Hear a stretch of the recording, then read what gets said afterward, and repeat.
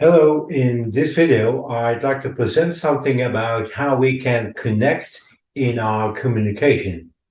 And it's basically starting from an NLP concept called rapport, which is an interaction pattern of pacing and leading each other's verbal and non-verbal communication.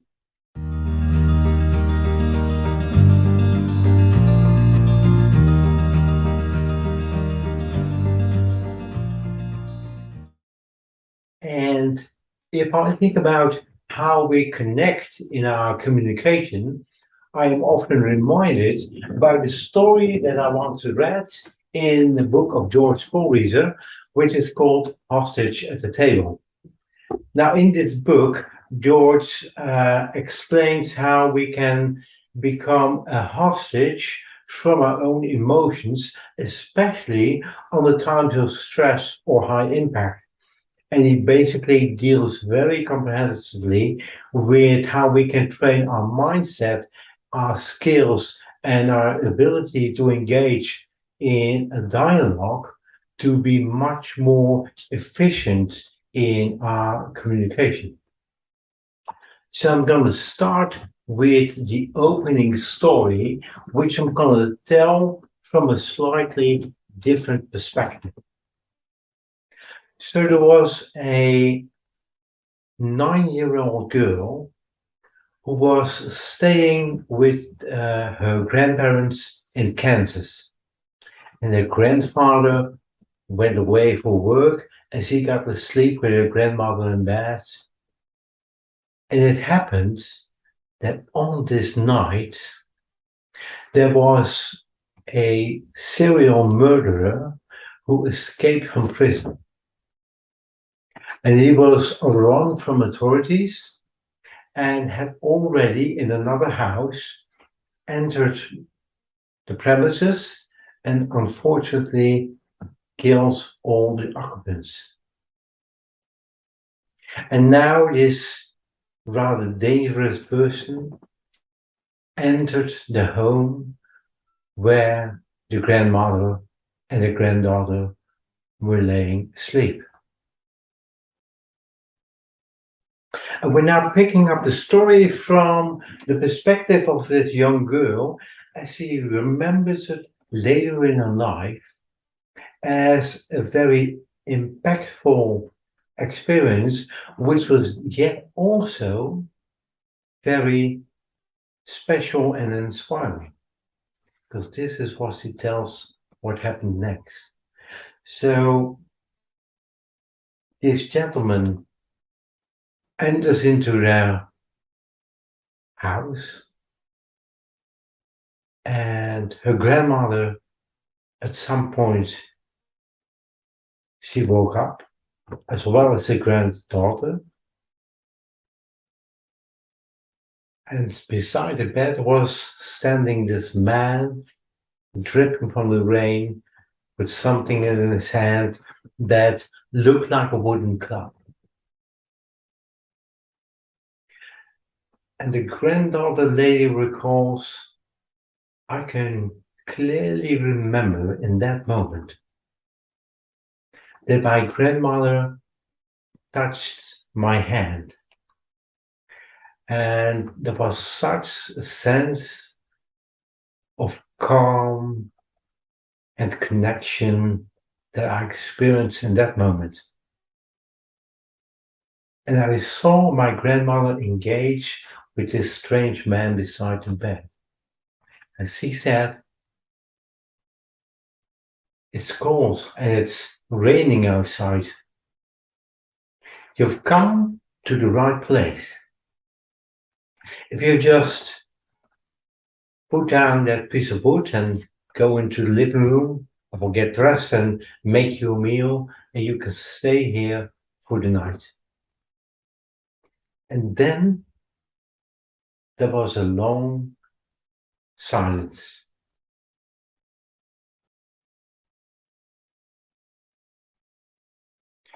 And after those moments, the man lowered whatever he had in his hand and he said, I won't hurt you.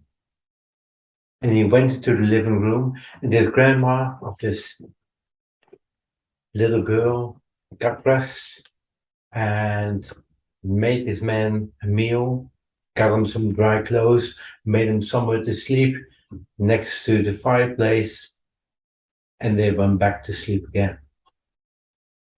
And the following morning, when they woke up, the man was gone. And later in the morning, police knocked on their door and said, well, uh, last night, a rather dangerous individual escaped from prison and we're looking for him. Did you see anything unusual? Yes, said the grandmother and the granddaughter. Yeah, we experienced something very unusual because a very unfamiliar man came to our place and they told the story. And what I find so moving and inspiring about this story, which is later told by this young girl who grew up and has this memory, is that what a inspiring quality that grandmother had to, in a moment where it really mattered, where the stakes were really high, had the capacity to connect to herself, connect to her granddaughter, and connect to this strange man that entered their bedroom. And how effective she was in her communication just by building rapport, by being who she was. So that's what I was thinking about for this afternoon's video. So talking about rapport, about how do we interact to really establish connection, deepen the connection, and also let go connections if we want to. So that all has to do with this dance of following and then leading and looking at how we connect to each other. But if we look at that communication pattern, and we saw that in the example that story that I just shared, it actually starts a little bit before that. The ability to connect actually starts with the way we connect to ourselves.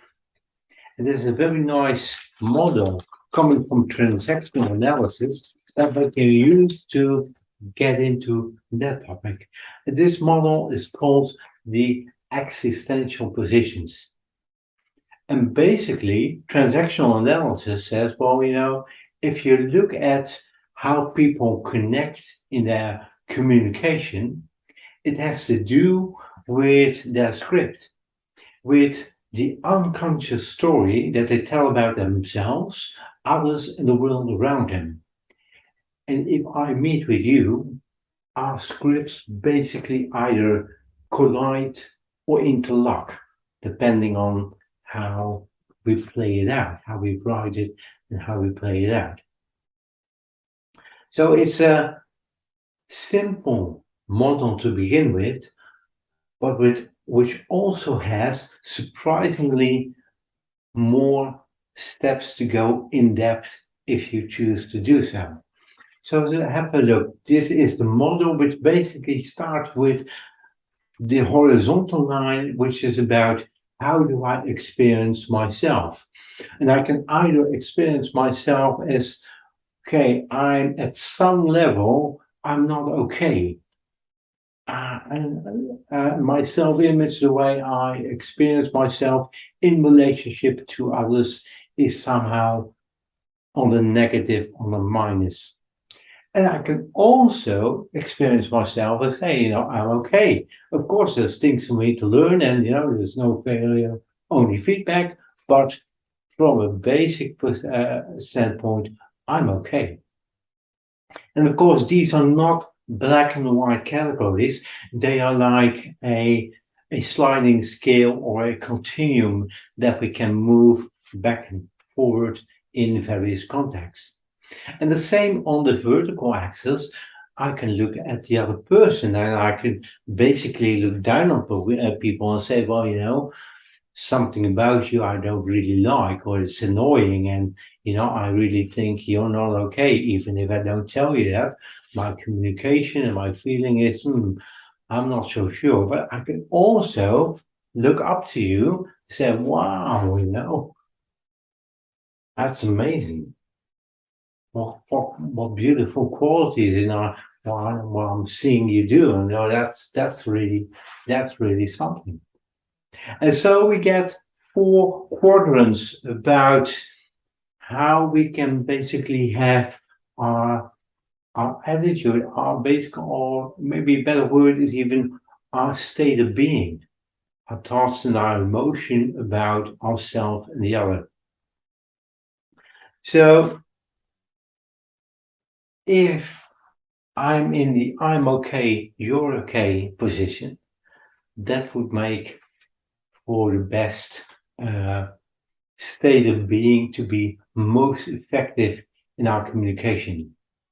And most of us, including myself, we sometimes drift a little bit towards the other sides of this model. And then the question becomes, okay, so what can I do to get my state of being back into this I'm okay, you're okay? So I have an exercise for that at the end of the video. But first, let's have a look at, okay, so how do we know that we're actually approaching this quadrant? How do we know that we really are in a good connection with others? Well, we might say that there are basically 3 signs that tell us that we have a good connection or a good level of rapport. And the first one is to notice, where is our attention? When we are in good connection, we usually, our attention is on the other person or persons, and their attention is on us. We're listening to and responding to what they're saying.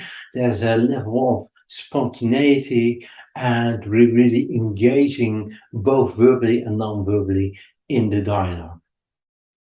The second one, there's a mutual involvement. We have a sincere interest in the well-being, the feelings, the values, the motivations of the other person. And we really feel that they care about us as well. We have a willingness to follow each other. So we're basically willing to put ourselves into somebody else's shoes and look at the world from their perspective. And we have respect for other people's model of the world.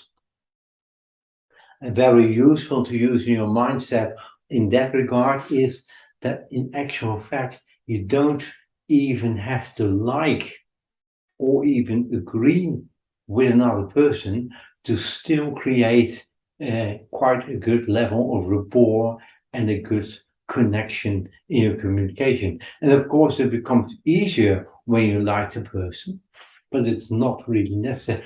The same as in the story. The grandma doesn't necessarily need to like this strange man who came into the house, but in order to be effective, she created a rapport, a bond with him. So how do we do this? How do we develop the skill, but even the quality of being that we can really connect to ourselves and others, especially in the moments when it's most important to do that very carefully?